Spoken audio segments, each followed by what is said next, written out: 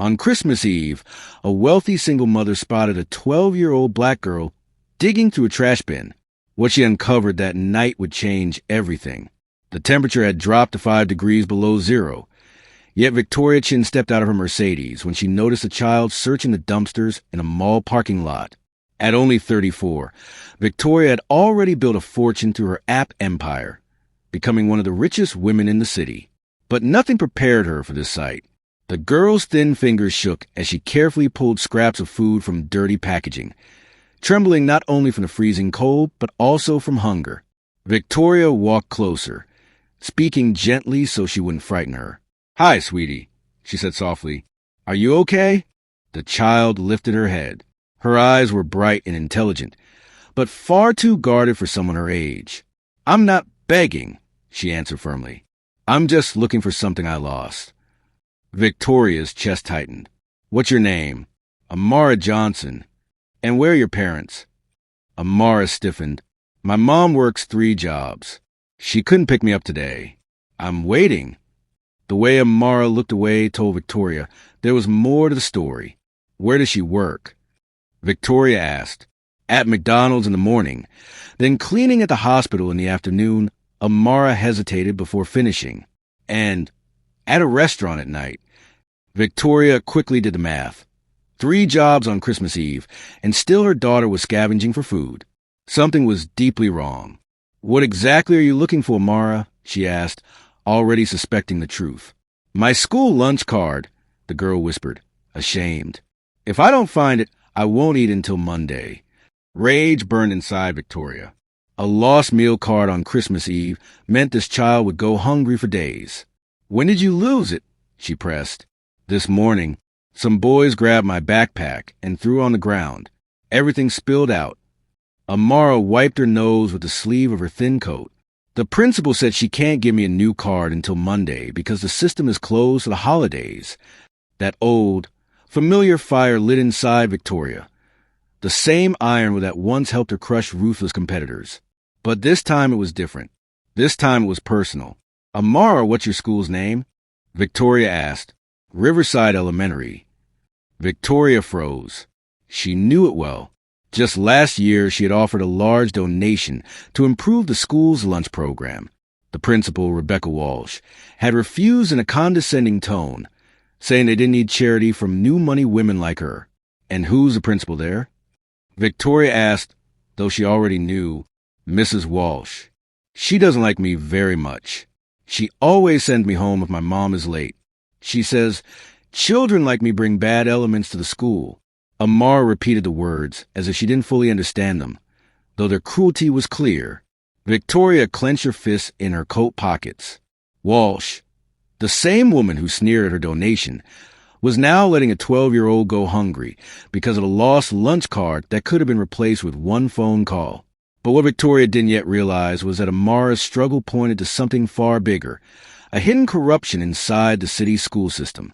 And when Victoria uncovered it, the millionaire mother who had crushed empires would prove what happens when the wrong child is harmed. If you want to see how far Victoria will go to protect an innocent girl, stay tuned. What started as heartbreak would soon turn into the smartest revenge Principal Walsh had ever faced. Victoria bent down and said firmly, "Amara, you're coming with me. We're going to fix this." 20 minutes later, the two sat in Victoria's kitchen. Amara devoured a plate of lasagna with the hunger of someone who hadn't eaten a proper meal in days. Victoria watched quietly, trying to process how such a situation could exist. "Amara, tell me something," she asked. "How many times has Mrs. Walsh sent you home because of your mom?" Amara stopped eating. "About 6 times this semester. She always calls social services too, saying my mom neglects me." Amara made air quotes with her small fingers. "But my mom works hard.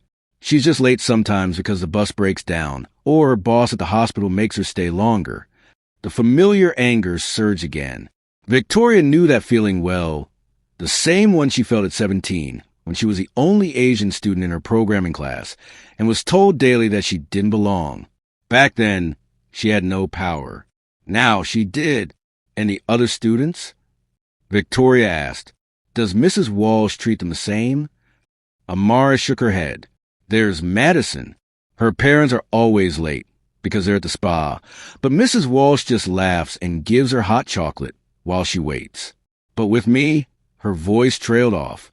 Victoria opened her laptop and began digging. Rebecca Walsh, 48, principal of Riverside Elementary for 12 years. Salary, $90,000.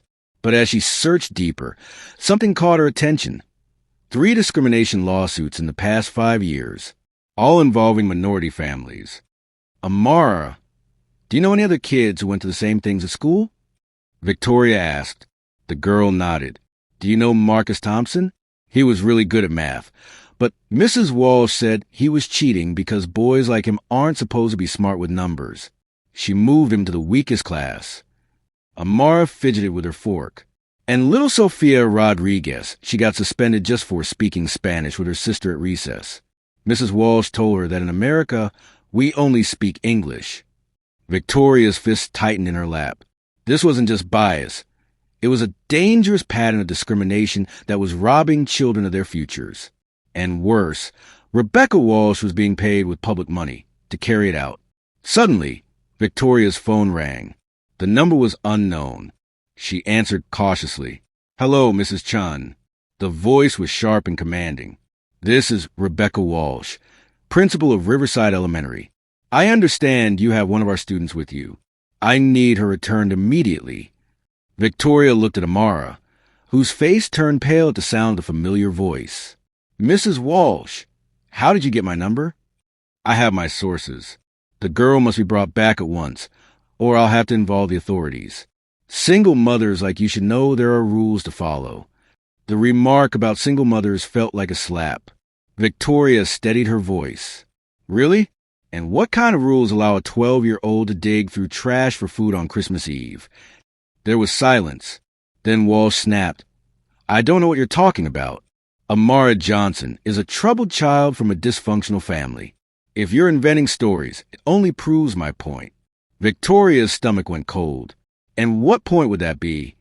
I know who you are, Miss Chun. Walsh sneered. You're a flashy newcomer trying to buy respect by throwing money at schools. But education isn't about money. It's about tradition, values, standards. Children like Amara don't belong here. It's better for everyone if she finds a school that fits her background. Victoria glanced at Amara, who sat frozen, listening. Tears welled in the girl's eyes. She already believed she wasn't good enough to belong. I understand your position, Mrs. Walsh, Victoria replied smoothly, though her voice hit a storm. And you can be certain Amara will be at school on Monday. On time. Good, Walsh said curtly. I hope this clears up any confusion. Some people need to learn their place in society.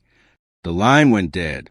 Victoria's hands trembled, not from fear, but from a controlled fury she had mastered long ago. Rebecca Walsh had just made the worst mistake of her career, underestimating a woman who had built a $50 million empire from nothing. Amara, Victoria said gently, would you like to go to better school?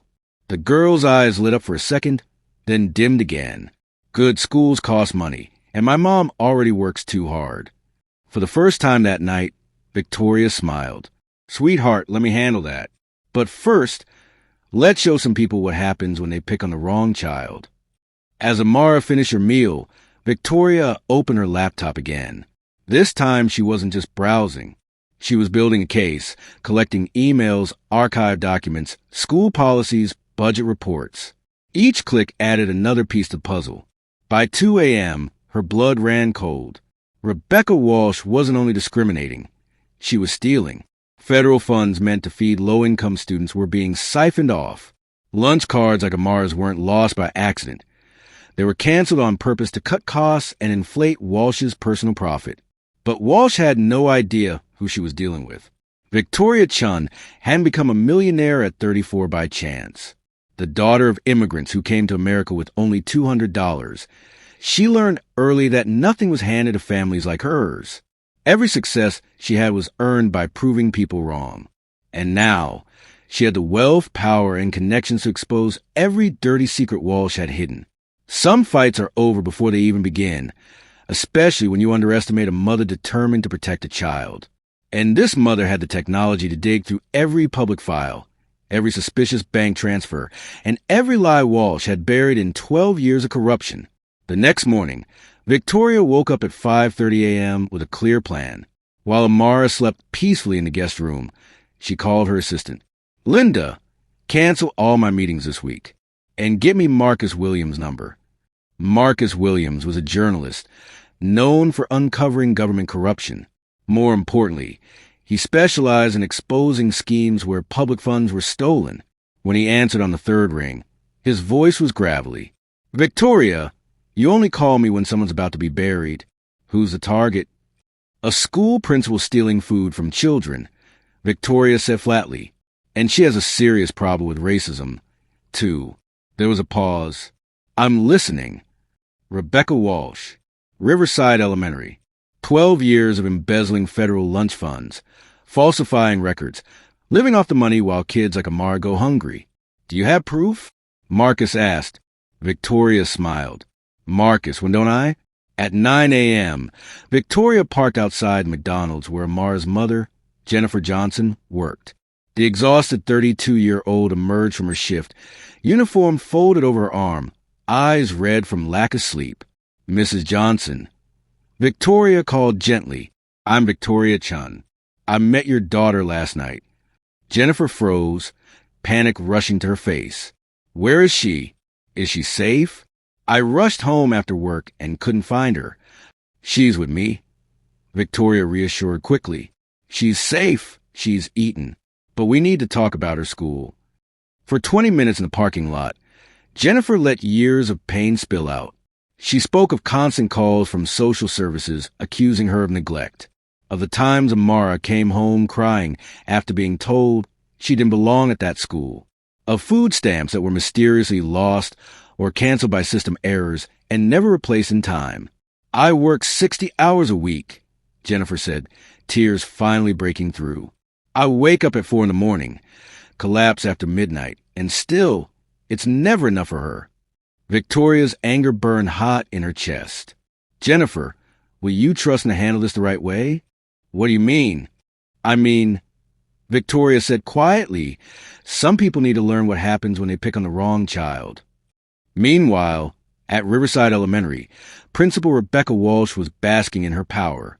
That morning, she had just fired the school's only black teacher, blaming it on a tight budget. Now she was reviewing a list of students she intended to push out next semester. At the very top, Amar Johnson. "Ms. Walsh." Her secretary called from the door. "You have a call." Someone from the state education department. Rebecca straightened her voice to its most professional tone. "This is Rebecca Walsh." "Ms. Walsh, this is David Chun with the Education Audit Division. We received complaints about irregularities in your food program. We'll be conducting an inspection Monday." The surname Chun made her flinch. "Chun, are you related to that Asian woman who was harassing one of our students yesterday?" "I don't understand the question." "We're talking about a federal audit." "Ms. Walsh, please have your documentation in order." Rebecca's hand trembled as she hung up. Too much of a coincidence. She immediately dialed her supervisor. "Tom, I need Amara Johnson's file transferred to Jefferson Municipal School today. Process it as a disciplinary emergency." "Rebecca, Jefferson is where they send the worst cases. What could that girl have done?" "Let's just say she's bringing in undesirable outside influences, things that could harm our environment." What Rebecca didn't know was that Marcus Williams had already spent the morning digging through 12 years of financial records. And with Victoria's software, every bank transfer report and budget was being cross-checked with surgical precision. By 2 p.m, Victoria received a call that made her smile for the first time in a day. "Victoria, you won't believe this," Marcus said, excitement in his voice. "Walsh didn't just skim a little money. She's embezzled over $250,000 in school food funds, home renovations, European trips, even a new car for her son. And there's more. She forged parents' signatures, faked demographic reports to cut down the number of needy students, and kept a private blacklist of families she wanted gone. Victoria's jaw tightened. "Do you have documents? Emails? Anything solid?" "Better. She's careless with passwords. We got spreadsheets, emails, even recordings. Before Victoria could reply, her phone buzzed again. Jennifer's voice came through, trembling with panic. Victoria, they transferred Amara. A letter just came. Says she's been expelled from Riverside for disciplinary reasons. She's supposed to report to Jefferson on Monday. Victoria's stomach dropped. Jefferson Municipal was notorious, a dumping ground where kids' futures went to die. Jennifer, did you sign anything? No. They didn't even ask me. The paper says the decision is final. Cold fury settled over Victoria. Walsh had just escalated this into war. Don't worry, she said firmly. Amara will not step foot in Jefferson. But she's the principal. She has the authority. Leave it to me. Victoria cut her off. Her voice carried the steel edge of someone who had made CEOs and politicians lose sleep. That night, while Amara quietly drew pictures at the kitchen table, Victoria put the finishing touches on her operation. She had everything: emails, doctored files, recordings of racist comments, and a team of journalists ready to detonate the story. Rebecca Walsh had no idea what storm she had unleashed.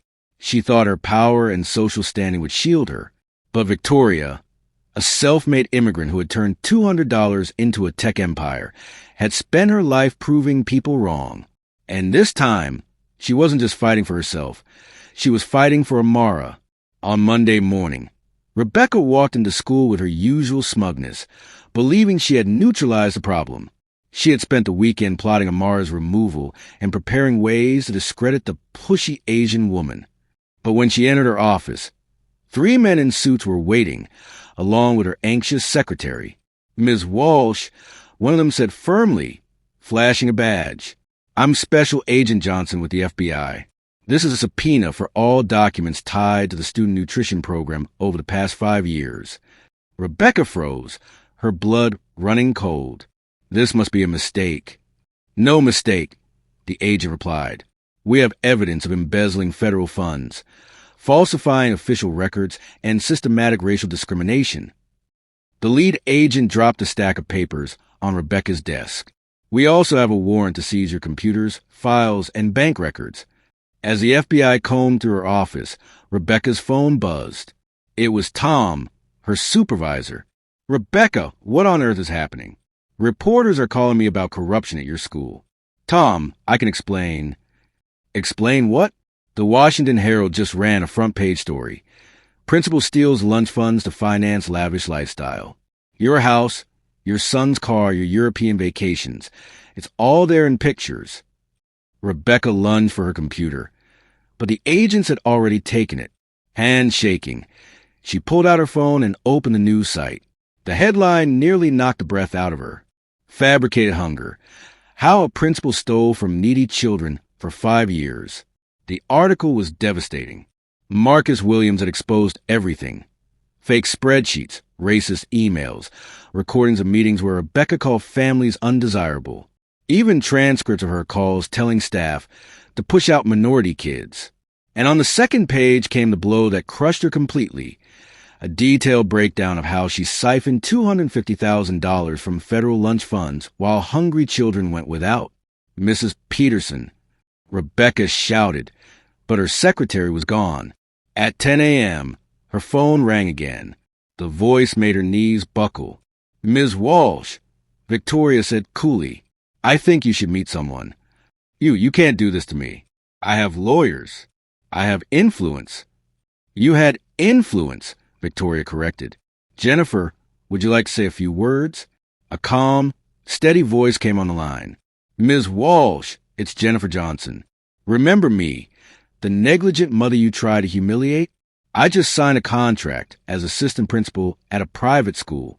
I'll be earning triple what I did before, working 1 job instead of 3, and I'll still have time to pick up my daughter every day." Rebecca gasped. "Impossible." "And there's more," Victoria said. "Amara started classes this morning at Riverside Academy, the private school for gifted children. She passed the entrance exam with ease. Turns out kids thrive when they aren't told they don't belong." Rebecca's world collapsed. "What do you want from me?" she whispered. "Nothing," Victoria replied. "Only for you to understand. When you target the wrong child, you sometimes meet her guardian angels. By noon, Rebecca Walsh was in handcuffs, escorted out of the school while cameras rolled.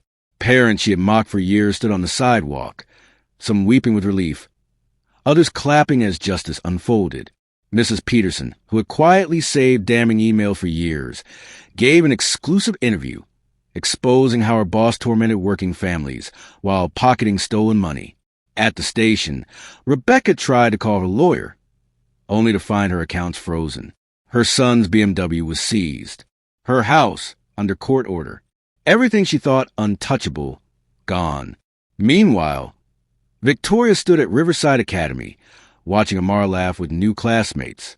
The girl who once searched trash cans for food now carried a backpack filled with supplies and a lunch car that would never get lost again. Ms. Chun, the academy director, said gratefully, "Thank you for your donation. Your gift made Amara's full scholarship possible. It's rare to meet someone so committed to justice." Victoria smiled, watching Amara help a smaller child with her books. "Sometimes the best way to fight abuse of power," she said softly, "is to show what real power can do when used with purpose." That night, Rebecca sat in a federal cell, staring at years of prison ahead of her. Her career destroyed, her reputation ashes, her wealth seized, all because she underestimated a woman who refused to let a child's future be stolen. 6 months later, Rebecca was serving an 8-year sentence. Her home had been auctioned to pay damages. Her son forced to leave college after it was revealed his tuition came from stolen funds. And Amara? She stood proudly on stage at Riverside Academy, receiving the award for Best Student of the Semester. Her mother, Jennifer, now assistant principal of a thriving school district, watched with tears of pride. "When I grow up," Amara said into the microphone, "I want to help other kids like me find their place in the world." Victoria, sitting quietly in the back, felt a deeper satisfaction than revenge. The Chun Johnson Foundation, which she had founded with her own wealth, was already funding scholarships for dozens of children pushed aside by prejudice and poverty. That same week, Riverside Elementary was shut down permanently after investigators uncovered a 15-year pattern of discrimination. 7 staff members were fired, and the district was forced to pay $12 million in damages. "The best revenge," Victoria told Marcus in an interview, "isn't destroying the people who hurt you. It's building something so powerful that injustice never gets the last word." Rebecca Walsh had tried to break a child's spirit. Instead, she sparked a movement. And today, whenever Amara walks through her new school with confidence and laughter, she carries the proof that sometimes the right person at the right time can turn pain into power and write a new future no one can ever take away.